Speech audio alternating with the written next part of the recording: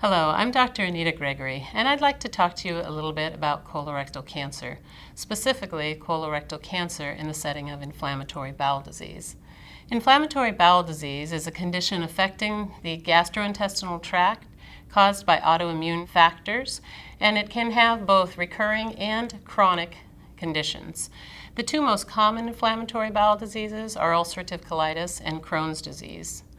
Why we're talking about these specifically is although these conditions cause a lot of intestinal problems, they also put you at risk for colorectal cancer. This risk is significantly greater than that in the general population. It's felt to be as high as 18%, or 1 in almost 5 to 6 patients with inflammatory bowel disease. Compared to the general population, colorectal cancer affects 1 in every 18 persons. So IBD, or inflammatory bowel disease, certainly increases your risk of colorectal cancer. Inflammatory bowel disease affects over 1.4 million persons in the United States, and it accounts for over $1.84 billion annually of healthcare costs.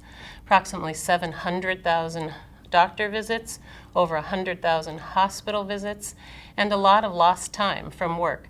These indirect costs of productivity and income are certainly factors that we need to take into account as well. The exact cause of inflammatory bowel disease is not known. However, it is known to be an interaction between your environment, genetics, and auto or immune factors. Inflammatory bowel disease puts you at risk of other diseases as well. In addition to colorectal cancer, there's a 3 to 4 times higher incidence of lymphoma. There is a risk of primary liver disease called sclerosing cholangitis, and there's a risk of deep vein thrombosis or clotting disorders. Today we're going to focus only on the colorectal cancer risk. The risk of colorectal cancer and inflammatory bowel disease is different than in the general population. Its risk is related to the extent of inflammatory bowel disease and the duration for which you've had the disease. We know that the pathogenesis is different. In patients with inflammatory bowel disease, colorectal cancer presents much earlier, with a median age of diagnosis between 45 to 50, compared to the general population, which is age 62. In inflammatory bowel disease, it's much more common to have poorly differentiated or mucinous cancers. These certain cell types, unfortunately, have a worse prognosis. So you can see it's very important in inflammatory bowel disease that you undergo surveillance for these cancers. What is known is that there are changes in the lining of the bowel called dysplasia, which are precancerous changes. These can be detected through colonoscopy, and it is imperative as a patient with inflammatory bowel disease that you have regular surveillance colonoscopy to monitor for these changes. Although it is well known that dysplasia has a predictive value for cancer in ulcerative colitis, it is now widely accepted that Crohn's disease carries this same risk. So it is also important that Crohn's disease patients be surveilled closely for colorectal cancer. Dysplasia is a finding in the lining of the colon that we can see by techniques such as colonoscopy. This requires colonoscopy at more frequent intervals and colonoscopy with biopsies. We also have advanced techniques in imaging. So now through our colonoscopy, we can use a technique called narrowband imaging, which gives us even a more precise evaluation of the mucosa and allows us to better surveil for these changes of dysplasia. It's well known that in patients who have high-grade dysplasia, that colectomy or removal of the colon surgically is indicated, because we know that patients with high-grade dysplasia have a significant risk, as high as 40%, of having a synchronous cancer. The management of patients who are found to have low-grade dysplasia is much more controversial. And whether or not these patients require colon resection is still a matter of discussion and debate among physicians. The goal of surveillance colonoscopy is not only to detect dysplasia, but also to stratify a patient's individual risk for colon cancer. This allows us to determine at what interval patients should have regular colonoscopy screening.